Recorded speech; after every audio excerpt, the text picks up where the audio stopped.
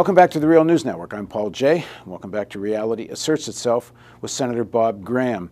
Senator Graham was the chair of the Senate Intelligence Committee. He was also the chair of the Congressional Joint Committee into 9/11, and he held many other important positions on intelligence. And from 2010 to 2012, was on the CIA External Advisory Board. Thanks for joining us again, Senator. So we were talking off camera, and I think we're going to just pick up where we were, and then we'll kind of get back to where I was headed in the interview. But we were talking about the role of the media and how little and practically no discourse there is, debate, follow-up on issues raised by your commission and other books that have come out on the whole issue of the Saudi 9/11 Commission. What do you make of that? It's an enigma to me as to why something that is so important, not just to be sure we have the historical record right, but that justice is done. One of the side consequences of this cover-up of the Saudis is the 3,000 families and survivors of the victims of 9/11 have been trying to get justice in a federal court for their losses.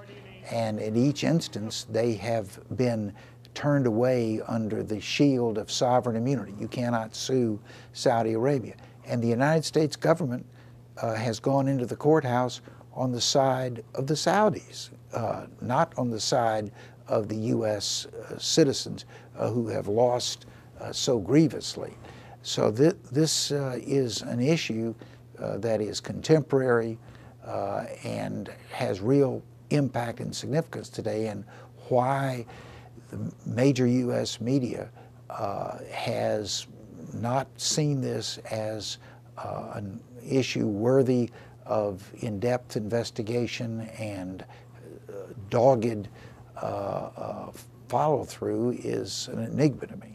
Now, when the Saudis are asked about this issue, that the former head of Saudi intelligence, Turkey, says that the Saudi intelligence actually tried to warn the Bush administration that attack was coming. He said that they've been monitoring people in the United States, and that they told the Bush administration that they had specific information that something was coming, and they were ignored, that there seemed to be no interest on the part of the Bush administration in what they had to say.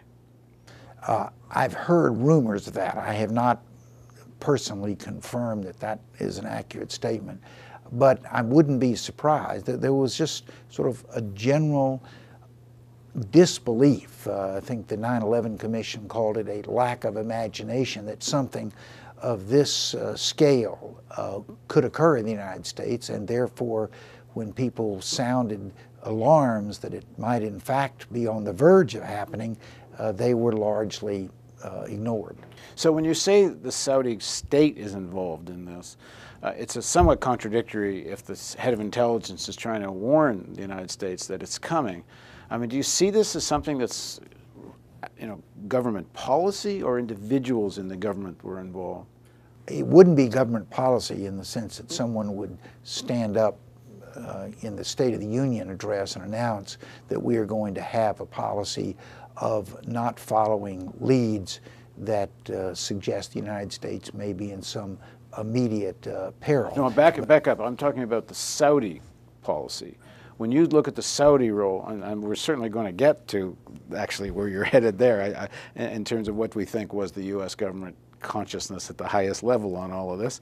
But right now, I just wanted to ask, when you say this is the Saudi government involved, so is this Saudi government at the highest levels making Saudi government policy, or these are individuals involved in the government and royal family that are doing something sort of on their own?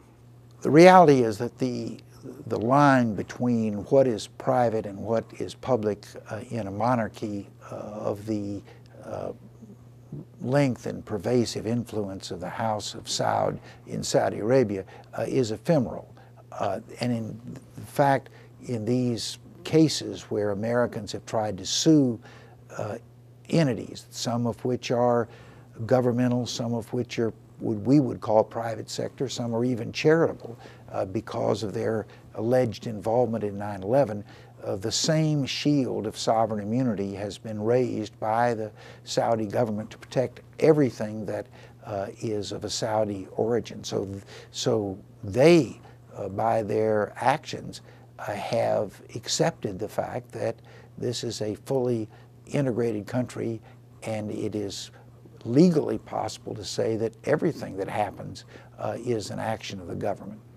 Now, we're going to get into more detail later, and there's a much more detail in Senator Graham's book, Intelligence Matters, about where his committee really traced the data points that connected Saudi government officials to the conspiracy. And we'll get into a little bit later, but I still want to talk a little bit more big picture. Why would they? Assuming you're right about the Saudis, what's in it for them? Well, I wrote a novel called Keys to the Kingdom out of frustration that much of what I knew had occurred had not been made available to the American people, because every time it was suggested, it was immediately classified and rendered out of bounds. It was mentioned to me by another former high-ranking government official that he, facing the same frustration, had overcome it by writing exactly what he would have written in a nonfiction book, but put the word novel on it, and it got by the censors. So in the novel, I suggest some answers to that, and I don't think they are far-fetched or extreme.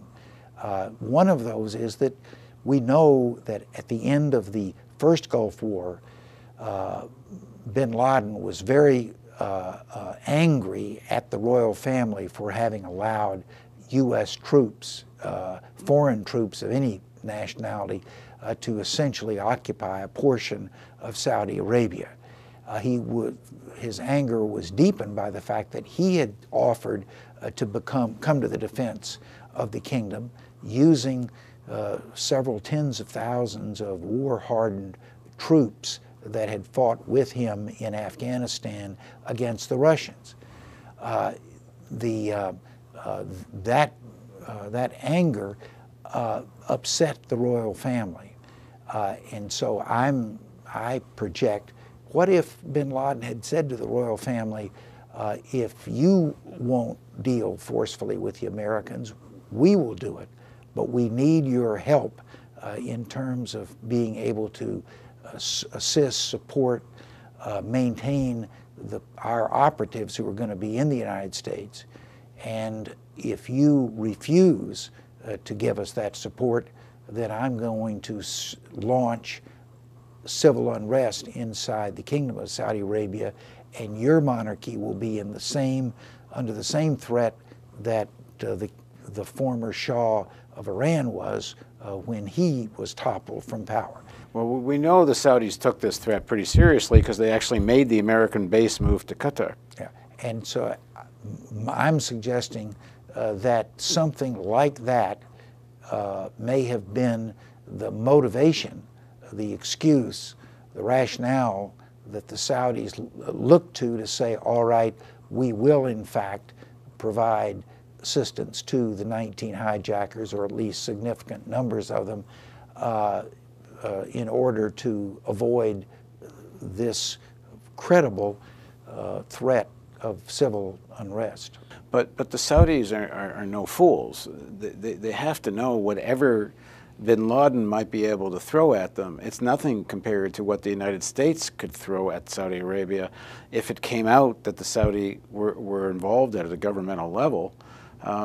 It's almost like they have to have known going in that this wasn't going to happen. Well, would a country whose ambassador was so brazen as to go into the private quarters of the White House within hours after an attack which 15 of his fellow countrymen had been in lead positions, and almost demand that the President of the United States facilitate 144 additional Saudis being able to get out of the country?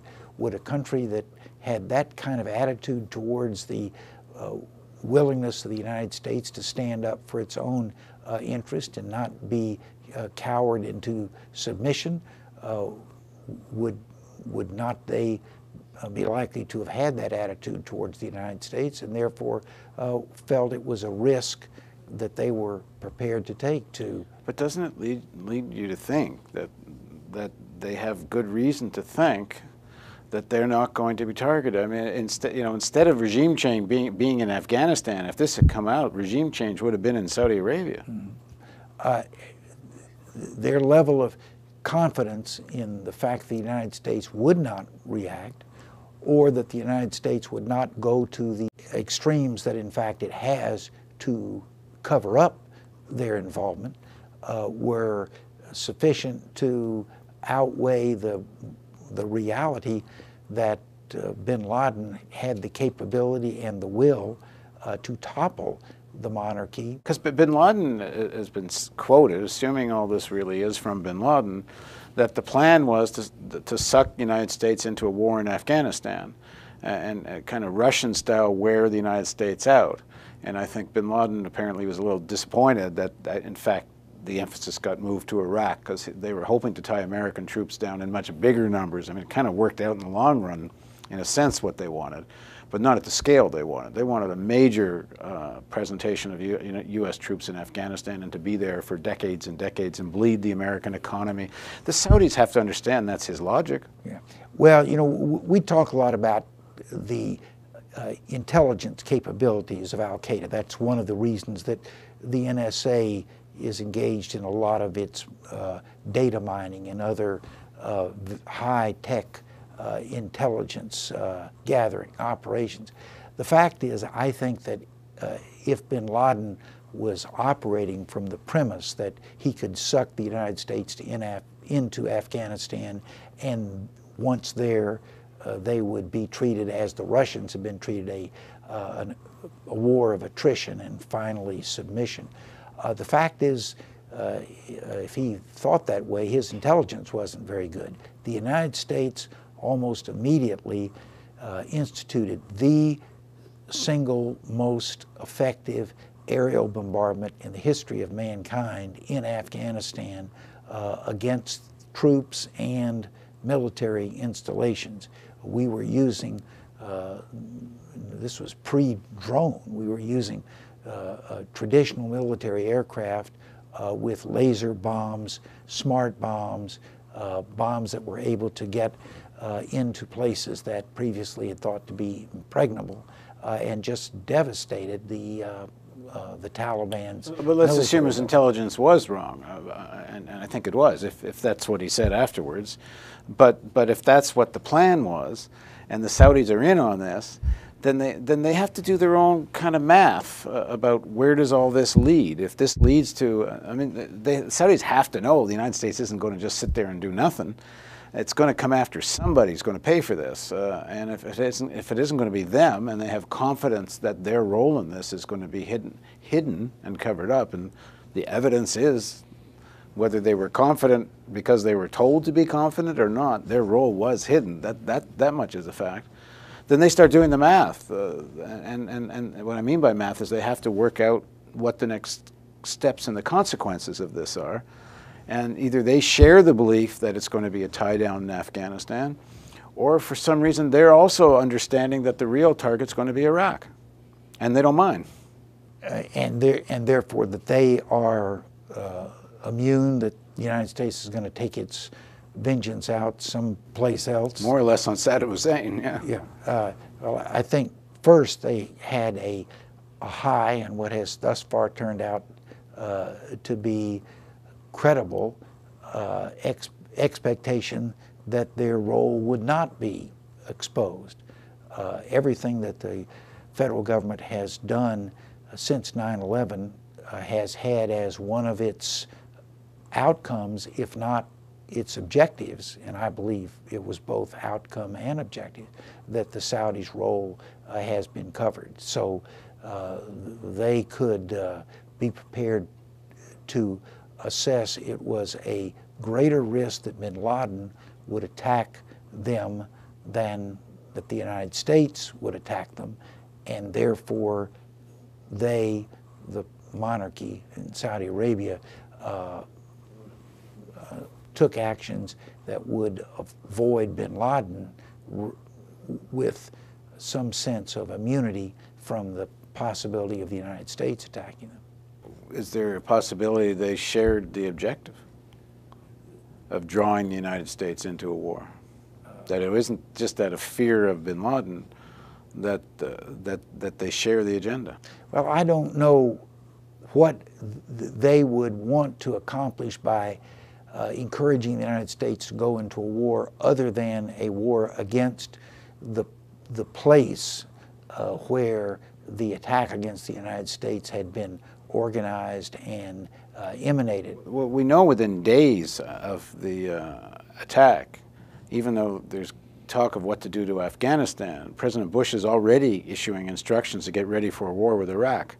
If Prince Bandar is so close to President Bush that he sits in the living room, I think it's smoking cigars, and I don't know if he drank scotch or not. I don't suppose he's supposed to. But would he be unaware of that's where this would all lead? You know, we are it's speculation. We're now into the outer ranges of speculation. I believe what we do know or are capable of knowing is what was the full extent of the Saudi role. We know they were involved in San Diego, where under people who were employees of the Saudi government, protection was given to 2 of the 19 hijackers. There's a very suspicious case in Sarasota, Florida, where 3 of the pilots of the planes were doing their flight training and at the same time were closely connected to a family of Saudis, which in turn was close to the royal family. That has been another area that has been closely held and except the American people have been blocked from understanding what happened in that instance. What we don't know is what was going on in other places like Falls Church, Virginia, places in New Jersey, other places in Florida where there were substantial numbers of hijackers. Was a full investigation done to determine if they were receiving external support, and if so, why has this not been made available? And your main point is that these 19 guys can't do this without a support network, and you have evidence the support network was at least in part linked to the Saudi government. Yeah. And I might say I have personally talked to the other co-chair of the Congressional Joint Inquiry, a man who was very distinguished congressman and later director of the CIA. I've talked to the 2 chairs of the Citizens 9/11 Commission, asking them, what do you think were the prospects of these 19 people being able to plan, practice, and execute the complicated plot that was 9/11 without any external support? All 3 of them used almost the same word, implausible, that it is implausible that that could have been the case. Yet that has now become the conventional wisdom to the aggressive exclusion of other alternatives. Well, in the next segment of our interview with Senator Graham, we're going to look at the role of the Bush administration after 9/11 and before. In his book, Senator Graham calls the Bush administration's hindrance of 9/11 investigation disgraceful. He goes on to write, orchestrated by the White House to protect not only the agencies that had failed, but also America's relationship with the Kingdom of Saudi Arabia. So please join us for the next segment of our interview with Senator Bob Graham.